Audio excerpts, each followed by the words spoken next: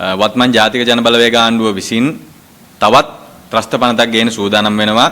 ත්‍රස්තවාදයෙන් රාජ්‍ය ආරක්ෂා කිරීමේ පනත කියලා ත්‍රස්තවාදය කියන නම පාවිච්චි කරලා පහුගිය පැවතිච්ච හැම ආණ්ඩුවක්ම විශාල මර්ධනීය අනපනත් ප්‍රමාණයක් ලංකාවට අරගෙන ආවා. මේ වෙද්දි ක්‍රියාත්මක වෙන පනත තමයි ත්‍රස්තවාදයේ වැළැක්වීමේ 1979 තාවකාලික විධිවිධාන පනත.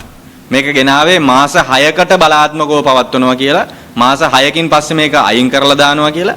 හැබැයි ගෙනාපු දවසේ ඉඳන් මේ වෙද්දි අවුරුදු 46ක් දක්වා තවම ත්‍රස්තවාදයේ වැළැක්වීමේ පනත කියන ත්‍රස්ත පනත. ඇතර ත්‍රස්තවාදයේ වැළැක්වීමේ පනත නෙවෙයි මේක තමයි ජනතාවට ත්‍රස්තවාදයේ මුදාහරින්න පාවිච්චි කරපු පනත. පහුගිය ආණ්ඩු උත්සාහ කරා මේකේ තිබිච්ච මර්ධනීය තත්වය තව තවත් වැඩි කරලා විවිධ සංශෝධන මේකට එකතු කරන්න සහ මේක වෙනුවට වෙනත් පනතකින් මේවා ප්‍රතිස්ථාපනය කරන්න උත්සාහ කරා. ඒකට උත්සාහයන් මේ විදිහේ ගත්ත 2018 අවුරුද්දේදී යහපාලන ආණ්ඩුව 2023 අවුරුද්දේදී රනිල් වික්‍රමසිංහ ජනාධිපතිවරයා විදිහට ඉඳෙද්දී ගෙනාව ත්‍රස්ත විරෝධී පනත කියලා එකක්. අති භයානක මර්ධනීය පනත ක්‍රියාත්මක වෙන තත්වයක් ඇතුලේ ජාතික ජනබලවේග ආණ්ඩුව විපක්ෂයේ ඉඳෙද්දී ඒවකට කියපු එක තමයි ප්‍රතිදස්ත පනත ඇතුළු සියලු මර්ධනකාරී අනපනත් අහෝසි කරනවා, සියලු ජනතාවගේ නිදහස තහවුරු කරනවා කියලා.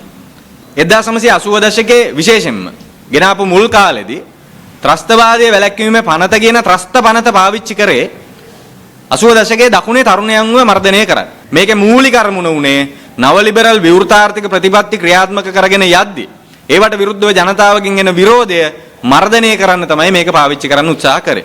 2019න් පස්සේ මුස්ලිම් ජනතාවට විරුද්ධව විශේෂයෙන්ම මේ ත්‍රස්තවාදයේ වැළැක්වීමේ පනත කියන ත්‍රස්ත පනත පාවිච්චි කරා. ඊට පස්සේ 2022 අරගලයෙන් පස්සේ එවකට අන්තරේ ක්‍රියාකාරීන්ව ඉඳපු අන්තරේ කැඳවුම්කරු විදියට ඉඳපු වසන්ත මුදලිගේ සහෝදරයා, භික්ෂු අන්තරේ කැඳවුම්කරු විදියට ඉඳපු සිරිධම්ම හාමුදුරුව, කැලණිය ශිෂ්‍ය ක්‍රියාකාරී හෂාන් ජීවන්ත කියන සහෝදරවරු තුන්දෙනා ත්‍රස්තවාදයේ වැළැක්වීමේ පනත කියන නීතිය පාවිච්චි කරලා මාස ගණන් රැඳවුම් නියෝග ගහලා හිරගත කරගෙන ඉඳි. අපි ඒක දැක්කා. NPP ආණ්ඩුව දේශපාලනිකව ගත්තට පස්සේ පහුගිය පැවතිච්ච හැම ආණ්ඩුවක්ම වගේ මැතිවරණයට කලින් බරපතල පොරොන්දු දුන්නා, ප්‍රජාතන්ත්‍රවාදීව රට පාලනය කරනවා කියලා පොරොන්දු දුන්නා. හැබැයි මෙන්න දැන් අමුවේ ඒවට පයින් ගහලා තියෙනවා. මේ ත්‍රස්ත පනතේ තුන්වෙනි වගන්තියේ ත්‍රස්තවාදය පිළිබඳ වරද කියන නිර්වචනය කරනවා. මේ නිර්වචනයට අනුව මම ඔබට උපුටලා දක්වන්නම්. යම් ක්‍රියාවක් සිදු කිරීමට හෝ සිදු කිරීමෙන් වැළකී සිටීමට ශ්‍රී ලංකාවේ ආණ්ඩුවට හෝ වෙනත් ආණ්ඩුවකට ජාත්‍යන්තර සංවිධානයකට බලපෑම් කිරීම තමයි ත්‍රස්තවාදය කියන වරද. මේකේ 11 වෙනි වගන්තියේ හරි අපූර්ව කතාවක් කියනවා. ඒ තමයි මේ පනත ඇතුලේ ත්‍රස්තවාදී ප්‍රකාශනයක් බෙදා හැරීම, දෘශ්‍ය නිරූපණයක් කිරීම, සංඥාවක් නිකුත් කිරීම, ත්‍රස්තවාදී ප්‍රකාශයක් පළ කිරීම කියලා යම් අර්ථ දැක්වීම ප්‍රමාණයක් කරනවා. එතකොට මේවා ඇත්තටම ත්‍රස්තවාදී පනත යටතේ ගැනෙන වැරද්දක් විදිහට ගන්නෙ නැහැලු. මේවා යහපත් අරමුණින් නම් කරන්නේ. මොකක්ද ඒකේ තියෙන බෙදුම් රේඛාව? කොහොමද ඒක හඳුනගන්නේ?